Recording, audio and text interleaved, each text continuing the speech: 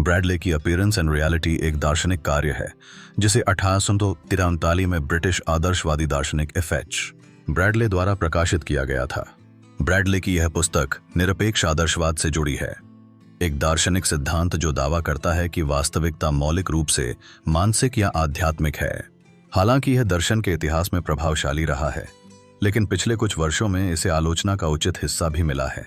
आभास और वास्तविकता पर ब्रैडले के विचारों को समकालीन दर्शन में उनकी प्रासंगिकता के संबंध में आलोचना का सामना करना पड़ा है।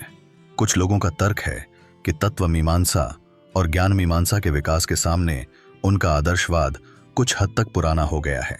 आदर्शवाद का यह रूप समस्याग्रस्त है क्योंकि यह बाहरी दुनिया के अस्तित्व को नकारता हुआ प्रतीत होता है, जो कई लोगों को प्रतिकूल लगता है। यहाँ ब्रैडले की आभास और वास्तविकता की कुछ प्रमुख आलोचनाएं दी गई हैं: अस्पष्टता, विरोधाभास, अक्षमता और कठिनाई। ब्रैडले के काम की एक आम आलोचना ये है कि यह अक्सर सघन, अमूर्त और समझने में कठिन होता है। कुछ लोगों का तर्क है कि उनकी लेखन शैली विचित्र हो सकती है और उनके विचार जटिल तरीके से व्यक्त किए जाते हैं, जिससे पाठकों के लिए उनके तर्कों को समझना चुनौतीपूर्ण हो जाता है। ब्रैडले के दर्शन के केंद्रीय सिद्धांतों में से एक पूर्ण वास्तविकता का विचार है, जो आभास से परे है। आलोचकों का तर्क है कि इस निरपेक्षता को अक्सर अवर्णनीय या मानवीय समझ से परे बताया जाता है। यह उस अवधारणा की सार्थकता और व्यावहारिक उपयोगिता के बारे में चिंता पैदा करता है, जिसे समझा या व्यक्त नहीं किया जा सकता है। रसेल ने विरोधाभासी भाषा का उपयोग करने और अपने स्वयं के दर्शन के भीतर स्पष्ट विरोधाभासों के लिए ब्रैडले की आलोचना की। ब्रैडले द्वारा जटिल और कभी-कभी विरोधाभासी भाषा के उपयोग से पाठकों के लिए उनके विचारों को पूरी तरह से समझना मुश्किल हो गया। रसेल ने तर्क दिया कि यह ब्रैडले के काम में यह एक गंभीर दोष था। आदर्शवाद और आध्यात्मिक संशयवाद। ब्रैडले का आदर्शवाद, जो मानता है कि वास्तविकता अंततः मानसिक या आध्यात्मिक प्रकृति की है, सब कुछ आपस में जुड़ा हुआ है और एक एकल, एकीकृत वास्तविकता का हिस्सा है, आलोचना का विषय रही है। आलोचकों का तर्क है कि बाहरी दुनिया की वास्तविकता की उनकी अस्वीकृति और उनका दावा है कि सब कुछ एक एकल, अविभाज्य वास्तविकता का हिस्सा है, जिससे एक प्रकार का आध्यात्मिक संदेह पैदा हो सकता है, जिसका वास्तविकता की सामान्य ज्ञान धारणाओं के साथ सामंजस्य बिठाना कठिन है। अतः वास्तविकता के बारे में ब्रैडले के अद्वैतवादी दृष्टिकोण की अत्यधिक अमूर्तता और रोजमर्रा के अनुभव से अलग होने के कारण आलोचना की गई है। आलोचकों का तर्क है कि यह अद्वैतवाद दुनिया में वस्तुओं की विविधता और वैयक्तिकता को पर्याप्त रूप से स्पष्ट करने में सक्षम नहीं है। सर्वेश्वरवाद। कुछ आलोचकों ने ब्रैडले के दर्शन पर सर्वेश्वरवाद की ओर झुकाव का आरोप लगाया है। यह विश्वास कि ईश्वर और ब्रह्मांड समान है।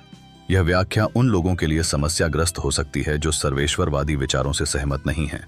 एकता पर अत्यधिक जोर एवं वस्तुओं की बहुलता की अस्वीकृति। ब्रैडले वास्तविकता की एकता पर बहुत जोर देते हैं, इस बात पर जोर देते हुए कि सब कुछ एक एकल, अविभाज्य संपूर्ण में परस्पर जुड़ा हुआ है।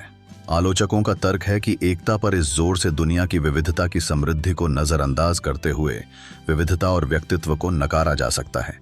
रसेल ने तर्क दिया कि ब्रैडले द्वारा एकल, सर्वव्यापी निरपेक्ष के पक्ष में व्यक्तिगत वस्तुओं या विशिष्टताओं के अस्तित्व को नकारना समस्याग्रस्त था। रसेल का मानना था कि दुनिया कई व्यक्तिगत संस्थाओं, इंडिविजुअल एंटिटीज से बनी है और ब्रैडले का अद्वैतवादी दृष्टिकोण इस विविधता का हिसाब देने में विफल रहा। ब्रैडले की व्यक्तिगत पदार्थों के अस्तित्व की अस्वीकृति और उनका दावा कि सब कुछ एक ही वास्तविकता का हिस्सा है, दुनिया में स्पष्ट बहुलता और विविधता को खारिज करने के लिए आलोचना की गई है। आलोचकों का तर्क है कि यह दृष्टिकोण अत्यधिक अमूर्त हो सकता है और रोजमर्रा की जिंदगी के वास्तविक अनुभवों से अलग हो सकता है। ज्ञान मीमांसा संबंधी कठिनाइयां। ब्रैडले की ज्ञान मीमांसा, जो उनके आध्यात्मिक विचारों से निकटता से जुड़ी हुई है, को अक्सर आलोचना का सामना करना पड़ा है। सत्य और ज्ञान के बारे में ब्रैडले का दृष्टिकोण समस्याग्रस्त है, क्योंकि यह इस बात को स्पष्ट नहीं कर पाता है कि हम व्यावहारिक रूप से सत्य को कैसे समझते हैं। आलोचक प्रश्न करते हैं कि यदि हमारा ज्ञान दिखावे तक ही सीमित है, तो हम दिखावे से परे पूर्ण वास्तविकता का ज्ञान कैसे प्राप्त कर सकते हैं। इससे व्यावहारिक दर्शन के रूप में ब्रैडले के आदर्शवाद की व्यवहार्यता पर संदेह पैदा होता है। कुछ दार्शनिकों का तर्क है कि सामान्य ज्ञान की अपर्याप्तता पर उनका जोर और वास्तविक ज्ञान के लिए उनकी सख्त आवश्यकताएं उनकी प्रणाली को अत्यधिक संदेहपूर्ण और अवास्तविक बनाती हैं। आलोचकों ने ब्रैडले की ज्ञान मीमांसा के बारे में चिंताएं जताई हैं, विशेष रूप से सत्य के संवादिता सिद्धांत की उनकी अस्वीकृति के संदर्भ में विज्ञान की उपेक्षा एवं आदर्शवाद को बढ़ावा। कुछ आलोचकों का तर्क है कि ब्रैडले का आदर्शवाद प्राकृतिक विज्ञान की अंतर्दृष्टि की उपेक्षा करता है और अनुभवजन्य दुनिया को समझने के लिए एक रूपरेखा प्रदान करने में विफल रहता है, जो आधुनिक दर्शन में ज्ञान और समझ का एक महत्वपूर्ण स्रोत रहा है।